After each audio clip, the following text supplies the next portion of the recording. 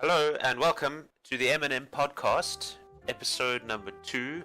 My name is Murray and I'm joined by Mitchell. How are you doing, Mitch? Great, thanks. I got a haircut today. Feeling good. Excellent. Yeah. And what did you go for? Short sides, long back?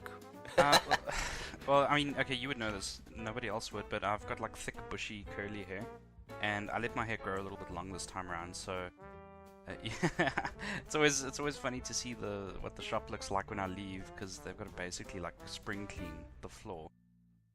But I don't go for very short, so I just kind of like number 3 or so the sides, and then still keep it nice and sort of puffy on top.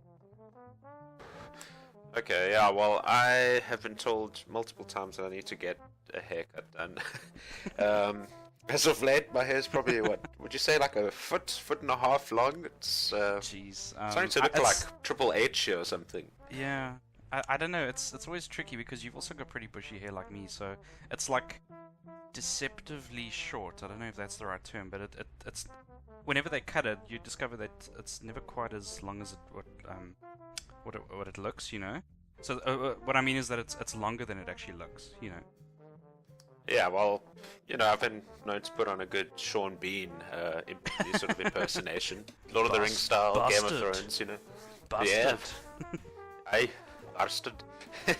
Anyway, moving swiftly forward. If you're a new viewer, we're glad to have you on the show. Listening to the show, and if you're a returning viewer, it's equally as good to have you here. So today we've got a few topics we would like to talk about, and the first one is Epic Games and E3 2019. Yeah. So Big Mitch, what is the news this week about this? So Epic Games, it turns out, is going to be headlining the PC gaming show. I believe it's on June the 10th. Yeah, that sounds about right. Okay. You know, as I'm sure most people would know, they produced Fortnite and the Unreal Engine, which you told me earlier they're actually receiving a BAFTA. Yes. The Unreal Engine. Of all things. Yeah, sure. so they are being awarded what they're calling a special BAFTA award. And basically it's sort of a tribute to Unreal Engine and what you know, and how popular it's been over the past couple of years. You know, people using it to create some awesome games for the community.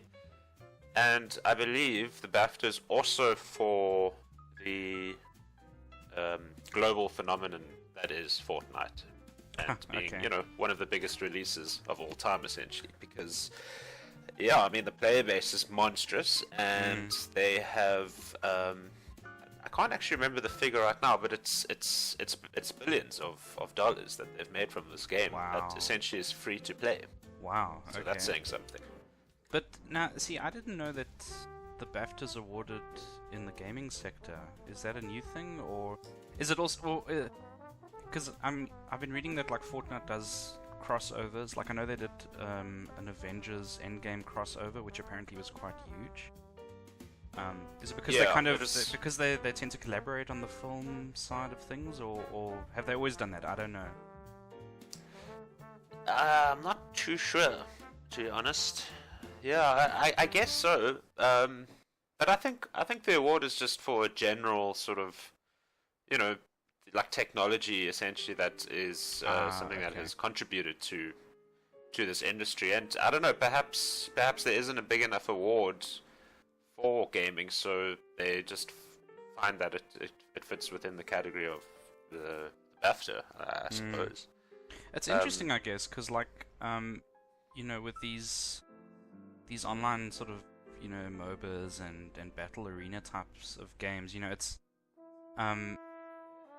it kind of almost, you know, it sort of parallels with the live streaming services, like with you know, like Netflix and Showmax and all the studio versions, you know, but like it's basically what I'm saying is that those industries are kind of almost sort of gravitating towards each other, you know, that yes, gaming is becoming more of a live thing, more of a kind of a shared experience, basically, you know. Yeah. And I mean, essentially, you know, you have your Oscars for film, you have your Grammys for music, Emmys for television and things like that. And for the gaming industry, you don't really have anything except for one show. Well, I call it a show because it's made into a show, but basically it's known as the Game Awards, and Right. Yeah. it was started and is still produced and also hosted by a games journalist known as Jeff Keighley. Okay. And essentially, that's the only awards show that sort of has some credibility. Well, I say that only. I mean, it's sort of the biggest known one. Well, it's big enough. Yeah, I mean, Steam have their award ceremonies, every year. Well, not ceremonies, but their little awards show, and yeah, I think the BAFTAs, the guys at BAFTA or whatever, they just wanted to tip the old head and hat at Epic Games, So yeah, that's basically, I guess, why they're getting it. Unreal Engine, extremely popular. Yeah. It's created some amazing games over the years, and actually was it's one very of the big sort of contributors to FPS that we see today. So yeah. But yeah, tell us a little bit about Epic's involvement at E3. Well, I mean, obviously they're going to be punting their exclusive platform, which is causing continuous waves in the industry. Yeah, I don't know. They're apparently going to be sucking up some new titles and promoting them. Right. And I'm not exactly sure which ones yet. I don't know if they've been announced. I'm sure there's some ideas. I don't know, maybe Sims 5 or I don't know. I doubt that. I mean, that's EA Origin. Oh yes, of course. Yeah, that's right. Yeah, so that'll be on Origin. Wouldn't it be funny though? Wouldn't that be such a torpedo in the side of EA if all of a sudden Epic Games poached one of their premier products from them? Or just poached EA altogether. That would probably be amazing. Oh wow, you mean geez, merging. Just buy them out. Yeah, I can't imagine or if EA they just, doing that. or if Epic Games just sort of bought out BioWare, that would probably be quite nice. Then perhaps we would start to see some good games again. Yeah, a lot of old dead franchises come back to life, like Knights of the Old Republic, Mass Effect. Oh yeah. Command and Conquer, all of those, Red Alert. Yep, that's the one. It's so great, yeah. Just take it away from EA. In fact, just Star Wars in general, actually, if you think about it. Yeah, please. I think we all need that. Well, look, to be honest, let's see what Fallen Order does. Yeah. How that handles the industry. Because Respawn Entertainment's pretty good. I like those guys. The Titanfall creators, Apex Legends, things like that. But yeah, so Epic Games is essentially, they're sponsoring the PC gaming show segment or conference of E3. And traditionally, the PC gaming show has actually been quite a low budget event at E3. So if you compare them side to side with, say, Microsoft or Sony or guys like that, the guys at Microsoft and Sony, they put on a pretty spectacular show. There's lots of lights, there's lots of effects. Maybe even a celebrity or two. Yeah, a celebrity or two, a couple of YouTube personalities. I mean, they've even gone as far as bringing on bands to sort of segue different parts of their show, which is often quite lame, but yeah. And with Epic Games coming into the mix and sponsoring PC gaming show, I sort of expect to see a similar level of production, for that show. Yeah. Well, also, I mean, they can definitely afford it. Well, yeah, that's the thing, yeah. And also, I guess, a few announcements of new exclusives to their store. Yeah.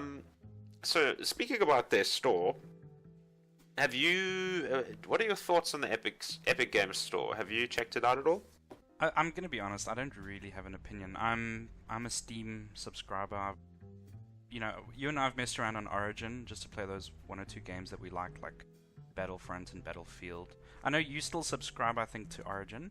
I don't know if you've cancelled that. No, I cancelled that a long time ago. Oh, okay. But Steam has always been my platform. So I'll be honest, I actually only heard of Epic Games for the first time about a month ago when you told me about it. Right, yeah.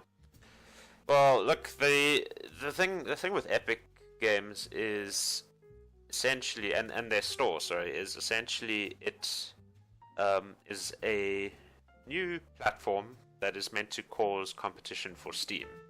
Now, the general thought process in the industry is that any kind of competition for Steam is probably a good thing, because it will force sort of maybe better prices for us consumers, maybe better content in the future. It'll, force Steam to really jack up their game on an already seriously popular platform. And also, Steam has got some great functionality, especially over the past, I think it was 2 years when they introduced the team chats and the voice chats. Or not voice chat, but the new sort of chat functions that they had going. Just general, like the overlay or what? Well, just within the your friends list on Steam, you can, over the past couple of years, you're now able to have a look at what games people are playing. But not only that, I mean, you've been able to see that for a while, but you're able to see like their party, who they're playing with. In fact, with Dota, you can actually see what character that person's playing and even the level you're on, which is quite interesting. Just by looking at your friends list. So it integrates their games quite well, and it's just little quality of life improvements like that make the experience quite enjoyable.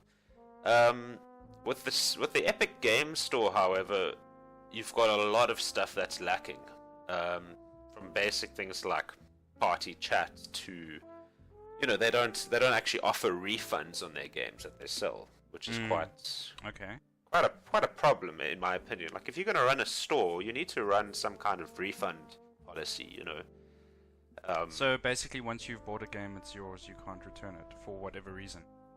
Essentially, I think there are methods of sort of trying to appeal for a refund of some nature, but it's quite taxing and pretty difficult overall. So, bearing all of that in mind, people were just generally happy with Epic Games having their own store. They thought, okay, cool, it's going to cause some competition for Steam, because clearly stores like Origin and Uplay and even GOG and they cater really for their own products. Like Origin caters for EA, they don't really cater for much else. Although you do see some other third-party games in there. Yes, yeah. But coming back to Epic Games Store, the big problem that happened was that they started basically buying over exclusivity deals from certain developers. Right. And I would say the biggest one was Metro Exodus.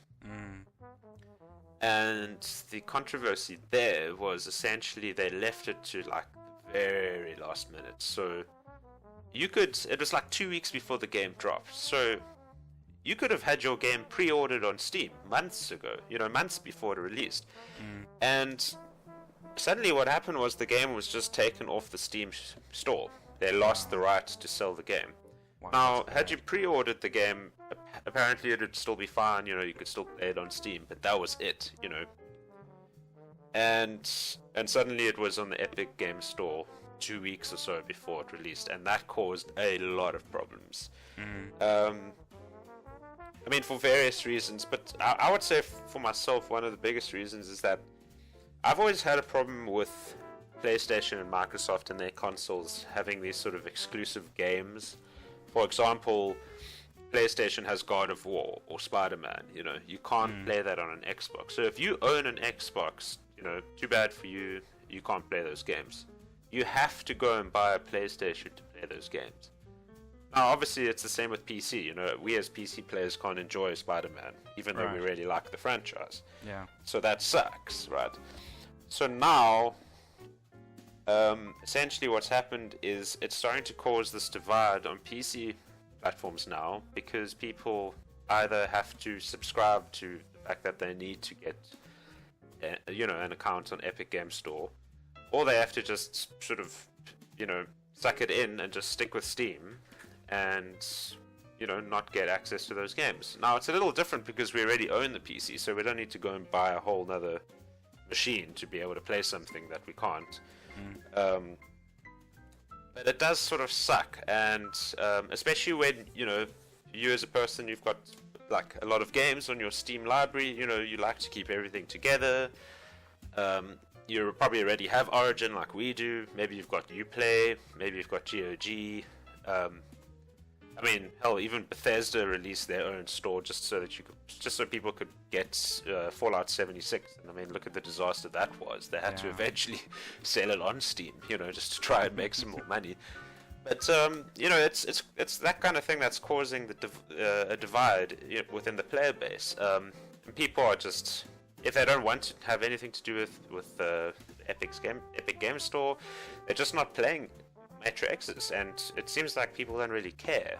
Now, for me, it does suck. I mean, I love Metro, I really do, but I just haven't been bothered with Epic Games.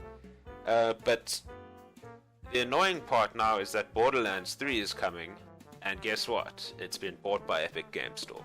Oh, really? And that really sucks, because on Steam you've got Borderlands 1, you've got Borderlands 2, you've got Borderlands pre-sequel series, you've got the Borderlands Telltale series, everything Borderlands is there, and to not have, access now to Borderlands 3 in Steam, it really sucks. So, yeah, this unfortunately is what's happening. Yeah. Well, I wonder if it'll sort of push people to piracy. Well, it already has, actually, funnily enough. Yeah. I mean, I know it's difficult with a lot of these games now being, mostly accessible online. I don't know, were you saying that Borderlands 3 is a game like that? Not really, no.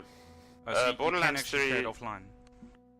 Oh, yeah, it's very much an offline game, unless you want to play co-op with friends. But if you don't want to play sort of co-op, then it's single player all the way. There's no central online hub or anything like that, Sorry, I remember which one it was. It was Mortal Kombat. People complaining about the fact that even though it's essentially, outside of the multiplayer, like the matches and stuff, even though it's single player, you still have to access the content online, So I guess that's a security safeguard, that the devs have put in place to maybe sort of protect against piracy. But I mean, people always find ways around that. Well, this is it, I mean, I was quite excited to play the new Anno game, 1880, and then I went onto Steam, wanted to have a look at what it cost, things like that, and it's not there.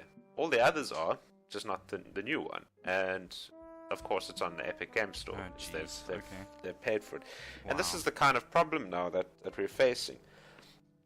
And at the end of the day, it's Epic Game Store. Like, I actually have it on my PC, and it just sucks, man. It lacks functionality. It's just not thought out.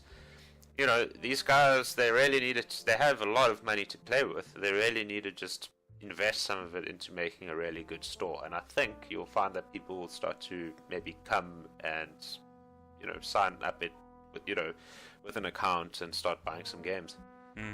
But sorry. I wonder if the fault doesn't lie with the developers, or at least maybe not the developers themselves, but the distributors, because they're the ones signing these agreements. I mean, there's a bunch of games. The first example of mine that pops to mind is Star Trek Online, which I play on Steam, but there's a third-party client that I have to run it through. I think it's Arc Games or whatever the distributor was. Yeah. Which is fine, and that's not, Star Trek Online is a game you can play on multiple platforms.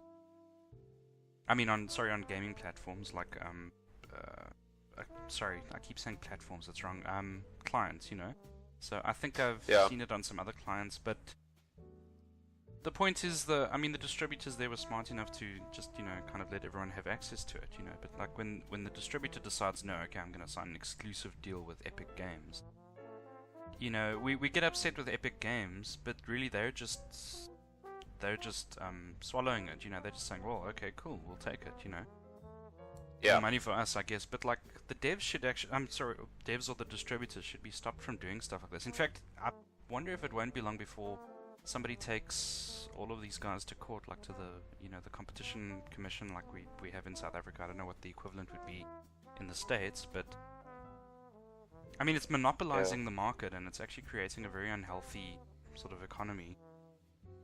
Well, essentially, what it's doing is it's forcing people to pick one or the other, and if you don't pick the other, too bad. You don't get access to that content. Yeah. Well, that's the problem. Is it's not picking one or the other. It's picking one. In other words, if you want to play this game, you have to go to Epic Games. So there's no option really. And that's bad. Yeah. That's that's essentially removing competition from business, which is illegal, I guess. You shouldn't be allowed to do that.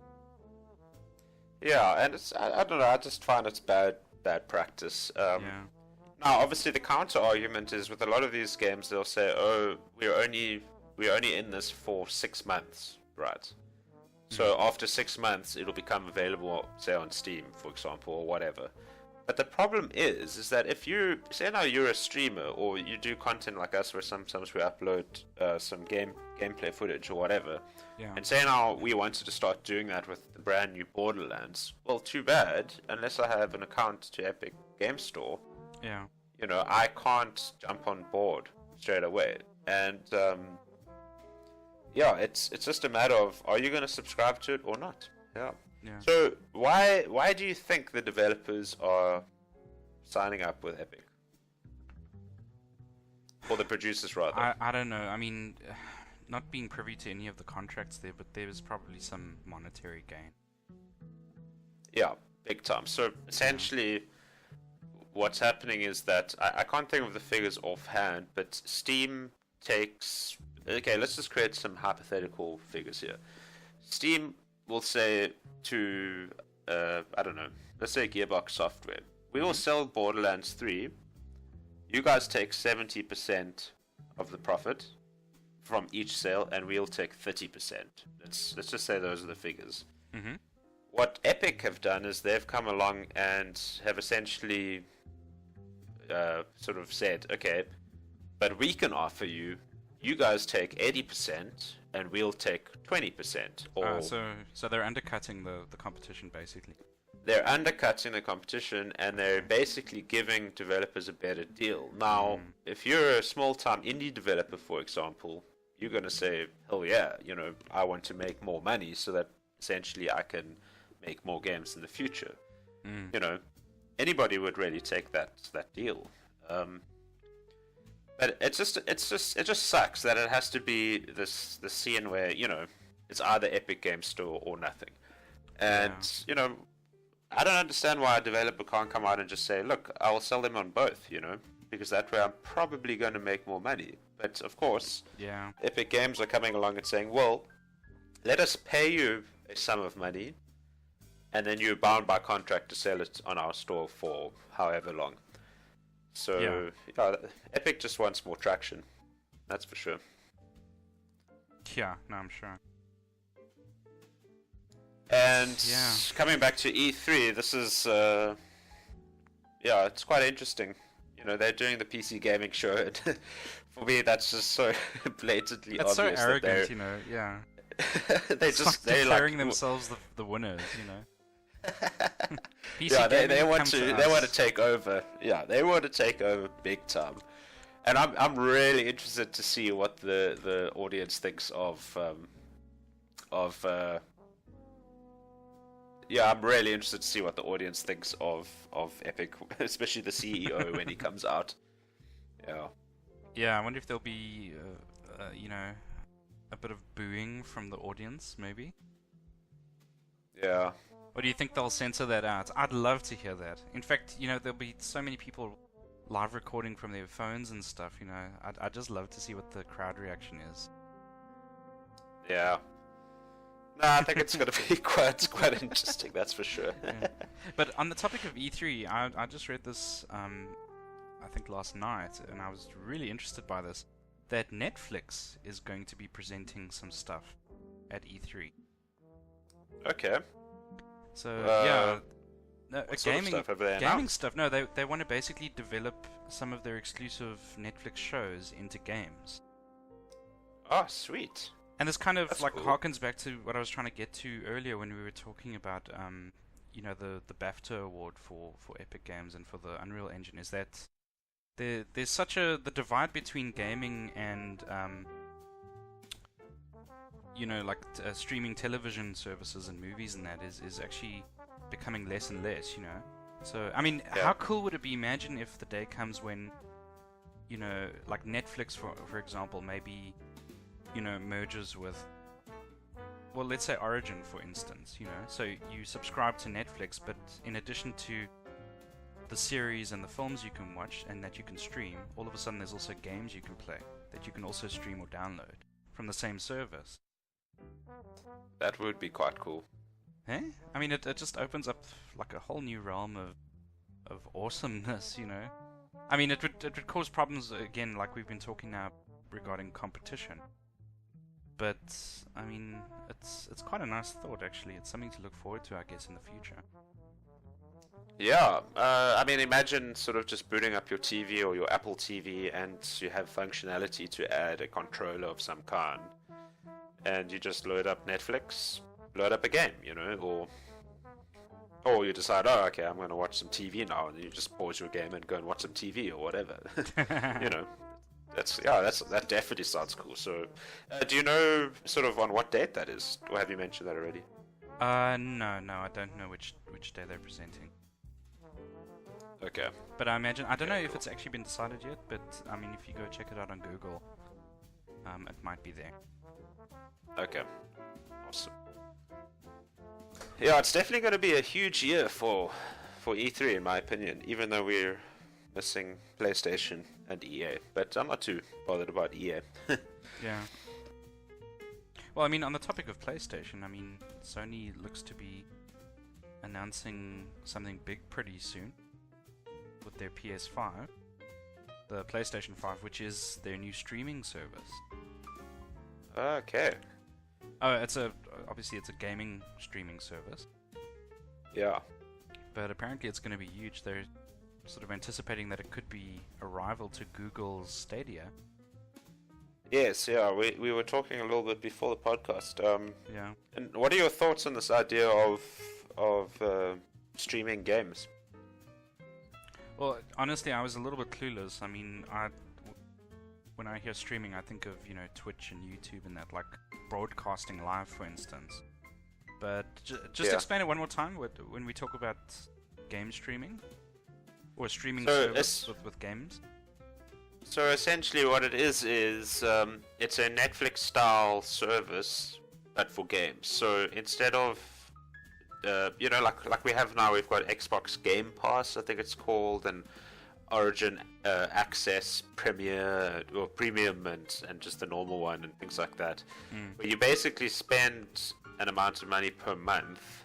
For us, it tends to be like 150 Rand or whatever. Sure. And you spend that per month, and then you have access to a games library, which essentially you can then sort of browse and pick a game, and you download it, and you can play any of these games for the duration of your subscription. So as long as your subscription is active, you have access to those games. So what Google Stadia is doing is essentially they're offering the same service, but instead of downloading the games, you stream them to your devices or your Right. device. So like Netflix, But there are a couple of complications with that. For me personally, I just think that we're not there yet in terms of technology, especially internet. I mean, would you agree, Mitch? What do you think of the internet situation, especially here in South Africa? Yeah, no, it's not good. I mean, we're actually sort of one of the worst countries in the world when it comes to not the infrastructure. Our infrastructure has come a long way, especially with fiber and that sort of thing. But in terms of what you pay, in other words, for your your monthly costs for internet, we're one of the worst countries for that. So sure, you could get like whatever 100 meg fiber line, whatever, that's uncapped, which is also, by the way, a thing in South Africa. I'm not sure if there are any other countries out there that have this sort of thing, but some of our internet services here actually cap you per month. In other words, you're only allowed like it's been a while since I've had it, but like 100 gigs per month, or maybe 50 or something. And after that, your internet is either cut off or it's throttled. In other words, the speed is dramatically reduced, and you have to kind of, revert back to an old style like dial-up speed type of thing. But yeah, no, I don't think we're geared up for it. It's I can imagine in obviously first world countries like countries in Europe and the United States, and I suppose even in the Far East, they'd probably do pretty well with that. Yeah, well, that's the thing is I've seen some YouTube videos and also read some articles from guys that live in places like London, and essentially they are saying that their internet is probably not good enough for this kind of thing too. Yeah, especially when they start advertising things like, oh, you could stream a game in 4K resolution, for example. Yeah, I can't see that being very practical. And sort of at the sort of highest tier of graphics, and the biggest problem with this kind of thing is input lag. So if you press forward on your controller, you want that character to move forward straight away. Especially in the competitive, like, let's say, for example, you're playing the latest Battlefield, and you're playing online. You want to have the fastest sort of input speeds as possible, because, the game relies so heavily on your reaction to certain events. So, for me, if your internet is not jacked up to handle that kind of thing, let alone the sort of streaming of graphics, it's really going to become an issue. Yeah. So I don't know. With PlayStation doing this kind of thing, it makes me wonder, why are they doing it? Because I don't see Stadia really becoming a big thing, not yet at least. Yeah. Yeah. Well, I mean, it's now Sony that's releasing their own version to rival Stadia, so there's going to be, I guess, 2 of these services now. And is this going to be in conjunction with, did you say with PlayStation 5? Well, that's the rumor, so yeah, I'm going to say yes. Okay. I mean, it would make perfect sense. So they launched the PS5 with their new streaming service. I mean, unless they're gonna somehow include either a piece of hardware or some, I don't know, an amplifier. I don't know, something with the PS5 that basically what's the word? Like, would promote the streaming service, would basically support it in a certain way so that it runs smoothly. Yeah. I don't know what that could be. Maybe like a new type of fiber cable or something, or I don't know. like a special router or something that comes with it, type of thing. Yeah, I mean, here's the funny thing with fiber in South Africa is we've only really started. I mean, Mitch, would it be accurate to say that fiber's only really been a thing in South Africa for what, maybe 2 years now? Where everybody they've sort of set up points to each household, maybe. Right. Because I mean, we live in Cape Town, so things are a bit more jacked up here. Yeah. Obviously, we're talking just about urban areas, but yeah. Yeah, it's only really become a thing here over the past 2 years. So, yeah, I don't know, man. I just don't see this being a good thing for us, at least. I mean, the idea of streaming games is really cool, and I do like that. Because essentially, it's a lot cheaper. That's something that I really like. Now, is that you can play any AAA game for say 150 rand, right, instead of spending full price of 900 or whatever. Yeah, jeez, that's a big difference. See, now if Sony is smart, when they're releasing these, because I assume it's going to be some sort of an international release. But for instance, when they come to release it in South Africa, we've got quite a bit of decent competition in the internet industry now. There's quite a lot, especially in the last year or so. There's been a lot of smaller companies popping up that I've seen billboards and advertisements and promos and stuff that are offering great deals on fiber internet now. Now, if Sony's clever, what they'll do is they will, I suppose not partner, but they'll introduce sort of country-specific promotions, you know? So like go into business with the internet providers to offer things, you know? So even going so far as, you know, like somebody like, what was the one we used to use? Web Africa or what was it called? AfriHost, maybe? No, AfriHost, I don't think they do fiber yet. But okay, so our one, let's just use our one. So we're with Telkom. So yes, that Telkom basically would offer a package of internet that, you know, lets you get, you know, discounted PS5 or maybe even a free one, or it's a package basically tailor-made to suit the game streaming platform, you know, the new PS5 system. If they don't do that, then I don't think the PS5, or at least not the streaming service, is going to stand much of a chance in this country. But I'm curious to see what they're going to offer, if anything. Yeah, my only concern is that, you know, which is often the case with companies in South Africa, is that they will take advantage of well, a that's service the like thing, that and yeah. probably charge way too much, you know. Yeah, that is the truth, unfortunately. And there's also the argument. The other argument to the streaming thing is the guys that like to own is either some kind of digital library, and also the guys that like to own hard copies of games. So, you know, I used to enjoy getting hard copies. I quite enjoy getting hard copies of Switch titles just because they come on a cartridge and not a disc. Yeah. So there's something niche about that I quite like. But yeah, otherwise everything else, I mean, a digital library for me is awesome, you know.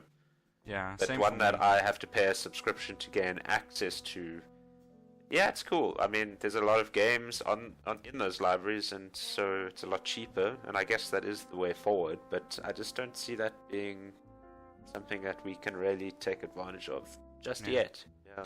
Well, look, the only evidence I could sort of offer to disagree with that is that Netflix has basically, it's destroyed the DVD rental industry. It's actually dead now in South Africa. Pretty sure if you had to go drive through town, you won't see a single one left. All those franchises are dead. So, you know, Netflix is hugely popular. Now, I don't even think Netflix themselves anticipated how popular it would be in this country. Because everyone I know has it. In fact, it's actually become big enough that it's sort of a threat to our main sort of satellite television service we have in South Africa, which is MultiChoice's DSTV, which I don't have. I haven't had it in years. Do you have it? I have access to it through someone else's account. Yeah. Okay, so that would be no. Yeah, I don't personally own it, and I wouldn't pay the fee for it. Well, there you go. But yet, both of us I know are fully into Netflix. You know, with DSTV, it's funny because essentially what they want is, I think, 900 odd rand for the entire package. What? The price just went up. up. Is it more? No, it was that. The price actually went up. I read about it. It was in the news about a month ago. That, oh, guess who's upping their price? You know, DSTV. And I remember reading and thinking, why? You guys are already being tanked in the side by Netflix. You know, you guys are struggling to stay afloat. Like, why are you doing this? You know, but I believe it's because they added a bunch of new channels and they were upping their African content and things like that. Oh, well, good. I mean, good for them. You know, for me, it's a no-brainer. Netflix for us costs 150 rand a month. Yeah. Why would I go and spend over 1,000 rand on DSTV? Well, the only thing for me that really, the reason why that price is so huge, essentially, is because all the sport channels are there. Yeah. And I mean, for those maybe listening in from another country or so, sport in South Africa is huge. Cricket and rugby in particular. And soccer when it's well. those soccer as well, absolutely, especially European football. And you know, if you want access to watch those channels or those games, you need to have a DSTV account. Otherwise, it's kind of like Epic Games. You know, you're screwed.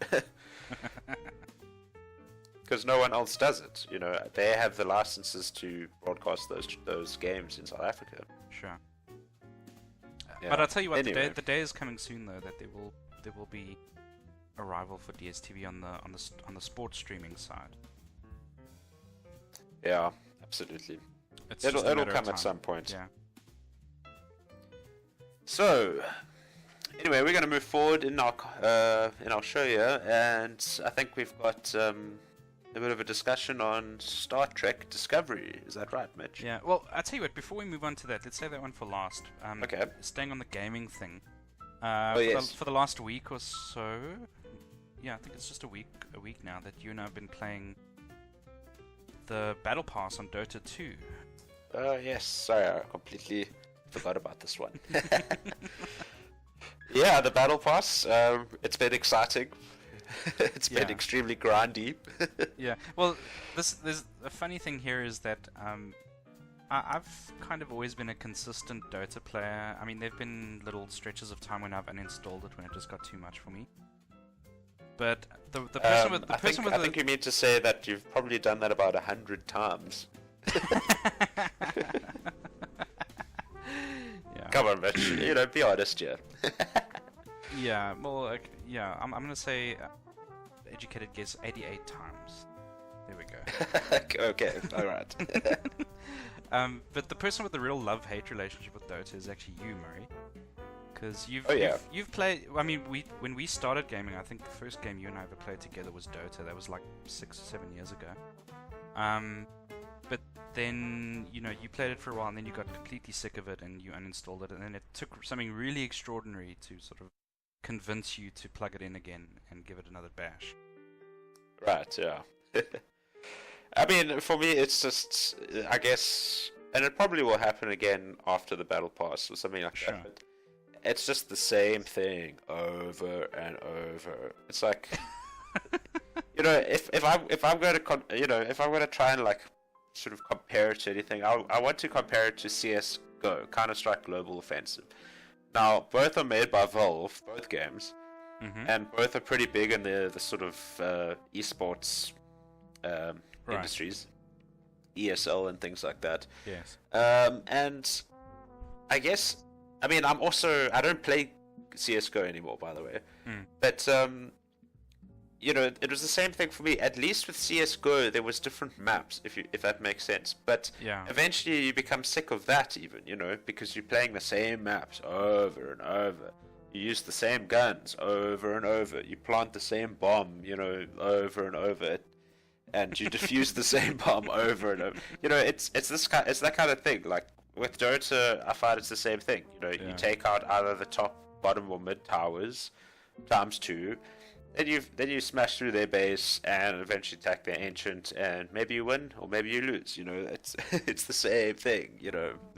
And I guess that's why for me it just becomes quite stale after a while. Sorry, but one of the reasons why I'm stoked to be back is, well, just because I can jam it with some friends, obviously. Yeah. But also, I'm just enjoying the strategy behind it. I'm enjoying the way that they've sort of added to the game a little bit in terms of the RPG mechanics. Right. Essentially. And just the sort of build strategies that one can invest in when playing certain characters. Yeah. Yeah, and of course, every time they patch the game, they change the meta. Which is to say that, heroes get buffed, heroes get nerfed, items get changed, items get added or removed. Occasionally, maybe once every few years, they'll add a new hero. And it's... that's personally why I like Dota, is because as much as it is very much a repetitive game, it's a sort of 45 minute to an hour on average game that you just play over and over again. But the outcome of every single game is almost always completely different, because of the combination of heroes and, like you say, items and builds and functions and roles that you play. And it's it does keep it sort of constantly and consistently fresh for me. But in any case, that's just now you and I sort of giving the game itself like a bit of a general review as it stands at the moment. But we've been playing the Battle Pass. So, what are your thoughts on the Battle Pass? Grindy. And you?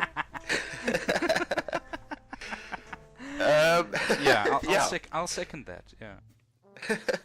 Yeah, it's extremely slow to level it up. It's clearly geared to make you want to spend more money. Yes. Essentially. Because there's a couple of big prizes by leveling up. Level 160, you get a new map skin, which, you know, makes it ever so slightly less boring and stale.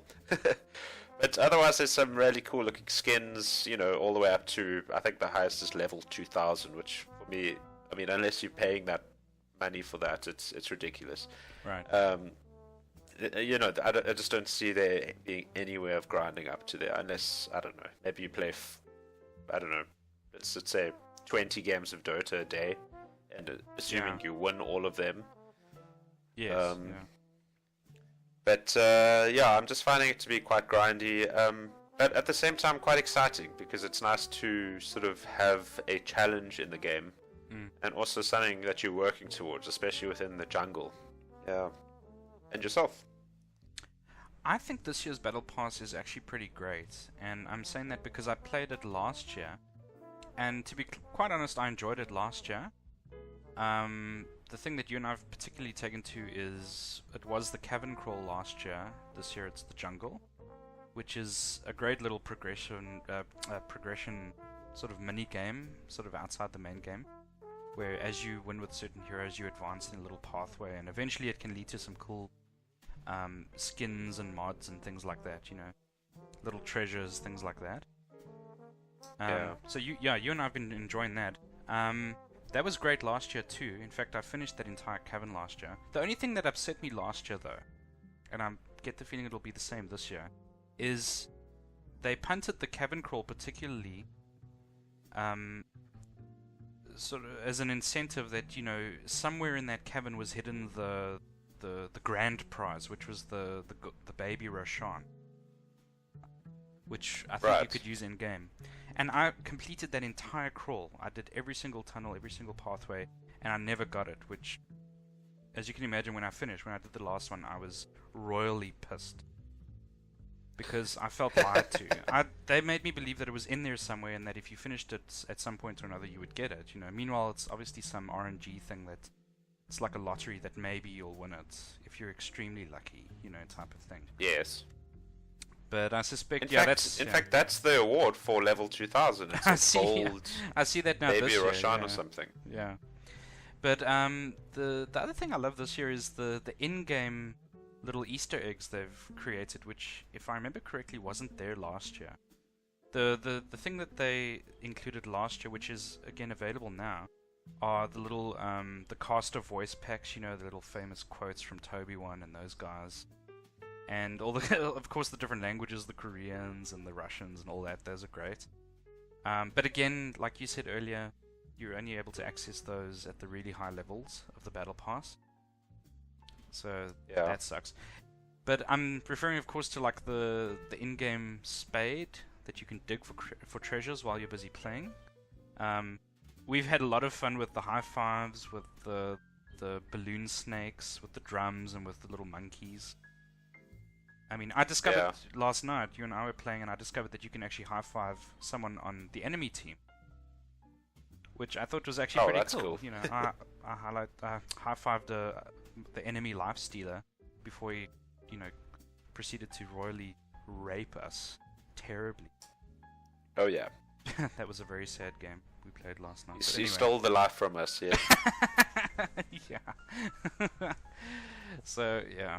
But I'm actually really liking those things. It just adds a nice little fun, carefree layer to the game. I mean, it's actually happened now that like you will be laning, which is a part of the game you have to actually take seriously.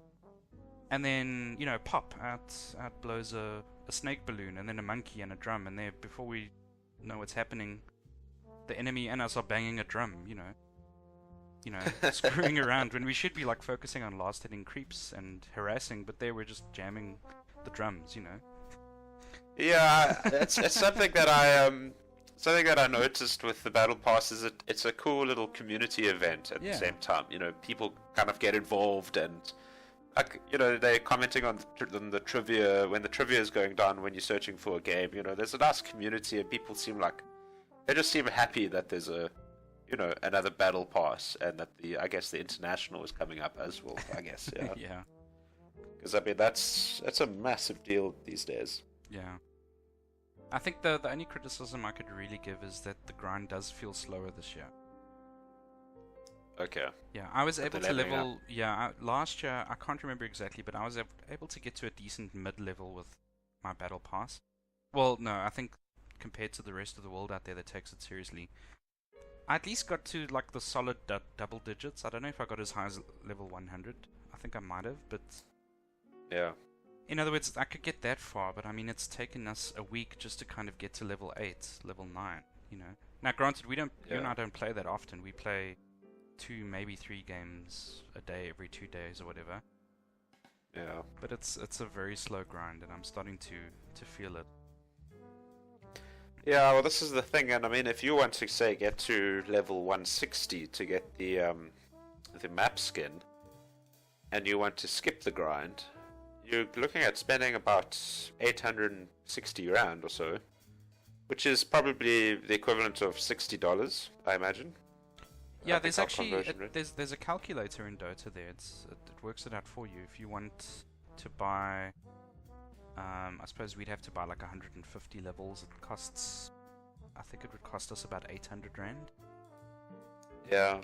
which is about probably about 50 to $60. Okay. Yeah. And I mean, that's full price AAA game. Exactly. You know, that's Yeah. It's not peanuts. like, I don't know if I want to spend that kind of money, so I'm probably not ever going to spend that on Dota.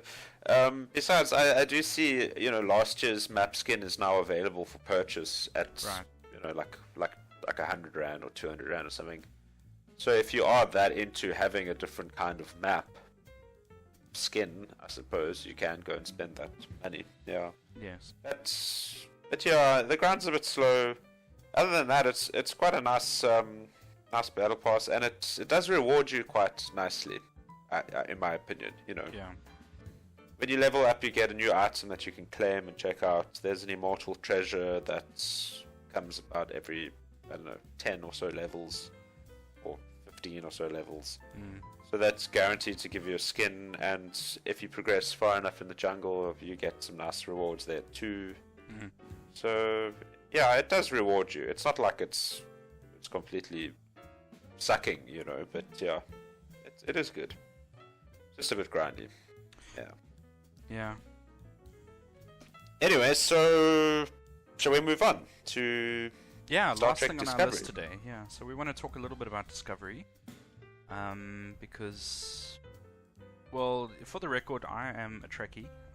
I'm a lifelong Trekkie. I've seen everything Star Trek. I've read quite a few books. I've read most of the comics. Played pretty much all of the games.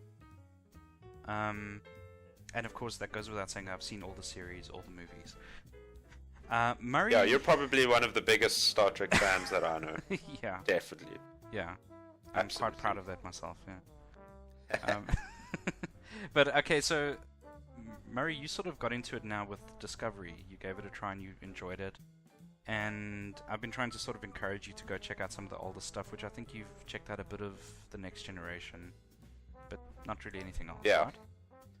No, nothing beyond that. No. Okay, so 2 very unique perspectives on it. You know, you've got the old Star Trek fan, and you've got the new Star Trek fan. So, what are your thoughts? Season 1, Season 2, what did you like, what didn't you like? Okay, the overall plot of season 1, I actually quite enjoyed. I know a lot of people didn't. I think was one of the criticisms that season 1 tended to be a bit too dark in nature. Yeah. Am I correct in saying Yeah. that? Okay. So, I mean, if anybody that really knows me will know that I actually don't mind that kind of entertainment, as it were. So, I thought it was pretty good.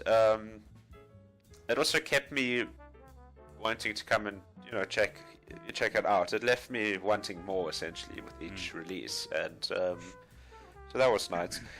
One of the things that I did not like in particular was the Klingons. Now, bearing in mind that I have no sort of idea of the Klingons from the previous shows, but I just found that this, I guess, I don't know if it was really CGI, but just the way that they looked, it just didn't, it looked very B grade, I mean, would you agree with me on that? Well, yes, yeah. It was very B grade. Yes, and the reason for that is because they actually went with prosthetics, which you have to applaud them for, because it wasn't CGI. Okay, but that is cool, actually. What happened is they literally just put on too much makeup. So those prosthetics, the heads and the faces they were wearing and the teeth was just so much that they, that you could see all those actors are battling to talk. Which is why if you ever had to go listen to Klingons speaking the Klingon language in any of the old series or movies, it actually sounds pretty cool. It's got quite a musical kind of a tribal aspect to it, Whereas all you can hear in Discovery in the first season at least is that these poor guys are just battling to get like sounds out of their mouth, And I think that's real. That's why. That's what was actually happening. So it was just, causing them problems on set, maybe. Well, it kind of, like, the way I like to think of it is, one of the big problems with the Mass Effect game, Mass Effect Andromeda, one of the big criticisms of that game was the facial animations. And everything looked very, like, stale and sort of stuck in one place. And it kind of looked the same with the Klingons, They didn't really, it just looked like their face was stuck in one position the entire time. So, I guess that was sort of my biggest pet peeve, as it were. But other than that, it had some really exciting moments. Season 2, Season 2 for me, look, when anything involves time travel, I'm always very cautious, because you've either got to get it, you either get it really right or really wrong, as it were. And for me, I enjoyed it. It was good. I liked the stuff to do with the angel being Michael's mother. I thought that was quite cool. Right. Something that I didn't really like was how they just didn't like sort of show Spock. Not straight away, but it took them a long time to get to the point where we actually eventually see him. Yeah. I thought that was maybe drawn out a bit too long. Yeah, they teased that a bit too long. Yeah. But I mean, other than that, it was also a really exciting episode. I enjoyed season. You mean? Season. Yeah. I enjoyed the different locations that they visit as well. That was really nice. Yeah. Lots of interesting stuff. And what's his name? Is it Saruk? His home planet. Saru's home planet. Oh yes, the Baul. The Baul, yeah. I thought that was quite cool. I wasn't too sure about that creature that was controlling them. Sort of like morphed out of this black water. Yeah. In fact, it reminded me a bit of the alien from the alien, the xenomorph. Yeah.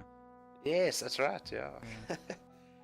Yeah, but I mean, overall, for me, that's season 1 was probably probably an 8 out of 10, and season 2 for me is I'm somewhere between a 7 and an 8 out of 10. Okay, so 7.5 out of 10, basically. Yeah, let's call it that. Yeah. And yourself? Well, I actually love Star Trek Discovery. I have my issues with it. But I'm not one of those people that's bugged by the Star Trek canon. For me, it doesn't really matter if or where it fits into the original Star Trek timeline, because people have been going on about that a little too sort of literally, like oh no, why does the Enterprise not look like the Enterprise, and why is Discovery, why does it look that way, and why are the officers wearing those uniforms and things like that, For me, Star Trek has always kind of adjusted itself to the time period in which it was made, So going back to the 1960s and looking at Star Trek then is going to be different to looking at Star Trek in the 1980s, which is also going to be different to looking at it in the early 2000s, which is fine, because that's storytelling, that's creative license. That being said, I really, really loved the Enterprise at the end of season 2, because we were only sort of given little hints of it, and in the season finale for 2, when we actually get to beam aboard the ship and see it, I thought it was absolutely incredible the way they sort of had a modern re-imaging of the original series Enterprise. It was so good. It was so well done. Let's see, season 1, I actually enjoyed season 1, and I just went and rewatched it again about 2 weeks ago. And the funny thing is, I actually enjoyed it more on my second watching. The characters were great. Oh, that's interesting. Yeah. I mean, I enjoyed it when it first came out, but I had my issues with it. But now when I went and watched it over again after season 2 had finished, the first thing that crossed my mind was that this isn't actually as bad as what people think it is. It is a bit dark, but it's really entertaining. It deals with some pretty heavy issues, and that's also the other thing about Star Trek, is that what sets Star Trek as a franchise apart from most other science fiction franchises is the fact that it's always tried to, in some way or another, deal with social, political, economic, and religious issues in a very nice sort of thematic narrative way, and it's always been pretty good with that. And I thought, especially season 1 kind of dealt with that in a really cool way. That's in the Trump era. That sort of the rise of kind of like the modern. Sorry, people might get a bit mad at me for saying this, but like fascism in today's world, because while democracy is still governing most of the first world, if not all of it, there's a very strong sort of fascist mentality that's kind of taken over a lot of leaders. If you look at prominent figures like like Trump comes to mind, and then old Boris, what's his name in the UK, and that's the guy that almost won the Dutch election a year or two ago. I mean, these are very sort of extremist guys that are very kind of combative and belligerent, and they just want to steamroll over the rest of the world, But yeah. Okay. So back to Star Trek though. So season 1 I enjoyed. The only sort of criticism I have, and I've told you this a few times already, the thing that just has actually really it's sort of reached a critical mass with me on the entire series, which I know will be controversial because, according to the internet, everyone else would sort of probably disagree with me, is that I cannot stand Michael Burnham, the main character of the show. I cannot stand her. She's annoying. She's over emotional, and her character is just she's a Mary Sue. In other words, everything revolves around her. She's capable of doing anything. She's got these hidden talents, and it turns out she's the Red Angel, and her mom is was the original Red Angel, and she's kind of like Rey from Star Wars now. I'm getting really just fed up with that. They need to dial down her character. Yeah. And that's, by the way, that's also one of the biggest ways that Discovery is detracted from the rest of Star Trek, is that Star Trek was never about one character. It was always an ensemble production. The series, the movies, was always about the group. And Discovery, what they did differently is they wanted to make it now about a lead character who wasn't a captain, which is also unusual. And I think that's a mistake. Yes. That's the one thing I will critique quite harshly on the show. Now, obviously, you're not making any criticisms against the actress. It's just about the writing of that character. Look, I won't rule it out. Discovery. I wouldn't rule it out. It could be just a chemical thing, but sure. I don't have anything against. I think her name is Sonequa Green Martin, or Martin Green. Yeah. She's great. She's a really talented, amazing actress. So no, I don't think it's her. I think it's the character. It's just the amount of importance that's placed on the character, the emphasis, that I'm starting to really not be able to put up with anymore. Yeah, well, it's kind of like, I mean, I won't talk long about this. I'm sure maybe we'll talk about it in another episode. But sure, with the new season of Game of Thrones, it was often Game of Thrones tended to be a lot about like all the different characters and Jon Snow and Daenerys Targaryen, all of these different characters, and like even now it's more about Daenerys, and sort of Jon Snow has become like the secondary character. It's Sure, been one yeah. of these pet peeves, it's like of the industry is they've really sort of gone away from that sort of ensemble performance, that's the idea of focusing on all these different characters. Yes, everyone gets their little chance to shine in the season, absolutely, but it's a bit annoying that we're focusing on one person in particular. Yeah. So I do get what you're saying. I mean, if I were to go back and think about it, I do understand what you're saying completely. Yeah, it's all about Michael Burnham essentially. It's not sometimes like Saru. He had his little episode, I guess. With his home planet, but it still involved Michael. Exactly. Yeah, she was Uh, there. she was there and still having a good old time. And yeah, I don't know. Overall, though, yeah, it's okay in my books. It's okay. Yeah. Yeah. I enjoyed the ending of season 2. I'm very excited to see what's going to happen in season 3, because it's opened up a huge realm of possibilities now that they've. Yeah. So, Yeah. give me some thoughts on that, because I have no idea what's coming.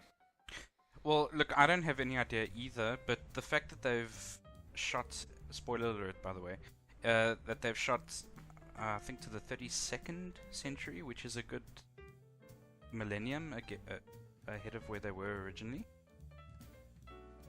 Is that right? Am I getting that right? Sounds right. Not sure. I think they went to the 32nd century. It was quite far into the future. But it basically means now that, assuming they stay there, which I think they will, they can do anything. Which is to say they can create new things, the political landscape in the future, any races we might have sort of gotten sick of, like the Klingons, don't need to be there anymore. But on the flip side, it means they now get to pull from the entire Star Trek canon. They've literally got everything at their disposal. So they can pull the Dominion from Star Trek Deep Space Nine, or the Bajorans and the Prophets and whatever, or they can pull anything from Next Gen, like the Borg, obviously the Romulans, whatever.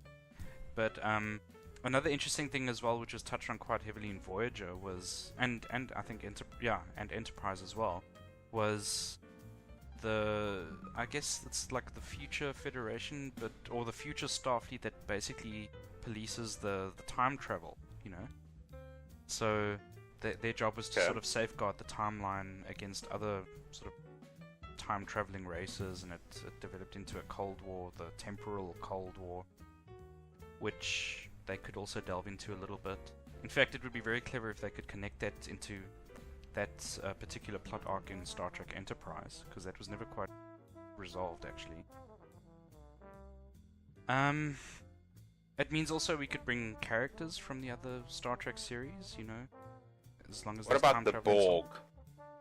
Well, yeah, look, there's one of the strongest theories concerning season 2 was that, the artificial intelligence control that was basically the enemy, and I mean, there were a lot of similarities, the stabbing of the guy's eye, the nanites that it used to take over people. I mean, that's all very much Borg. Even the little red laser lights, that kind of signified the thing's eyes, is very much Borg, Yeah. So they could turn that into a very interesting origin story for the Borg. Could work. I'm okay if they don't, though. I was personally a little disappointed. You won't really sort of know what I'm talking about here, but I think I have mentioned it in the past. But I was not the happiest with how the Red Angel story arc resolved, especially when it turned out it was Burnham. But putting that aside, I was really hoping for it to be at least connected in some way to another iconic Star Trek race, which we've not had a lot of sort of content for, which is the Iconians. They've been hinted at in a few episodes across the various series, and they're supposed to be incredibly powerful and ancient race, and we've never seen them we've just seen sort of remnants of their technology here and there. And I was doubt it. I don't think so. But they could still go back to that now. They could do something new with the Iconians. Please, Paramount. Oh no, it's not Paramount anymore. It's who is it? ABC or whatever. Please do something with the Iconians. Well, we can only hope and pray, huh? But it's only going to deal with season 3. You reckon it's only going to deal with Burnham in the future, right? Well, sorry, it is the future, yeah. Yeah, well, it's so nothing with Spock and those guys in the past. No, unfortunately, they have to leave them behind. Although they were talking about a spin-off show for Captain Pike and Spock and the Enterprise, but basically that would be a direct prequel show then to Star Trek: The Original Series, which I'm totally on board for. If they do that, that'll be great. Yeah, that would be cool. Because Captain Pike was by far my favorite thing of season 2. Oh yes, absolutely. He was awesome. He was amazing, and yeah, you know, it's only really Trek fans would know this, but he had some big shoes to fill because his character Captain Pike is not very well known in the Star Trek canon, but he is there. He's always had his place, especially in the pilot of the original series. But he's definitely up there. Like the actor that played Captain Pike in the 1960s was a guy named Jeffrey Hunter, who was considered to be kind of like the James Dean of his day. He had a huge future, and then he died tragically in a car accident shortly after Star Trek came out. And that's why nobody's really ever heard of him, because, you know, his story got ended short there. But he played that character in that pilot episode with a lot of gravitas. So this guy, the actor Anson Mount, for season 2 of Discovery, I mean, he really brought a lot to the character. And he was fantastic. I would pay money to see him again. Absolutely, yeah.